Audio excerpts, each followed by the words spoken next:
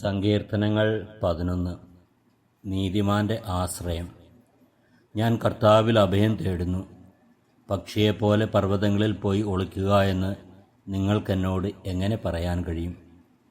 നിഷ്കളങ്ക ഹൃദയരെ ഇരട്ടത്തെയ്യാൻ വേണ്ടി ദുഷ്ടന്മാർ വില്ലുകുലച്ച് അമ്പ് തൊടുത്തിരിക്കുന്നു. അടിത്തറ തകർന്നാൽ നീതിമാൻ എന്തു ചെയ്യും? കർത്താവ് തൻ്റെ വിശുദ്ധ മന്ദിരത്തിലുണ്ട്. അവിടുത്തെ സിംഹാസനം സ്വർഗത്തിലാണ്. അവിടുത്തെ കണ്ണുകൾ മനുഷ്യ മക്കളെ കാണുന്നു. അവിടുന്ന് അവരെ സൂക്ഷ്മമായി നിരീക്ഷിക്കുന്നു.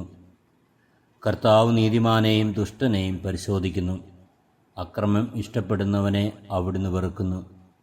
ദുഷ്ടരുടെ മേൽ അവിടുന്ന് തീക്കനലും ഗന്ധകവും വർഷിക്കും.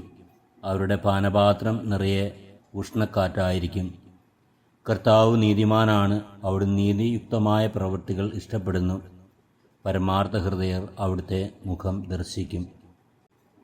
നീതിമാനായ ഞങ്ങളുടെ ദൈവമേ, അവിടുത്തെ നീതിയുക്തമായ പ്രവർത്തനങ്ങളിൽ ഏർപ്പെടുവാനുള്ള ഒരു പരമാർത്ഥ ഹൃദയം നൽകി എന്നെ അനുഗ്രഹിക്കണമേ.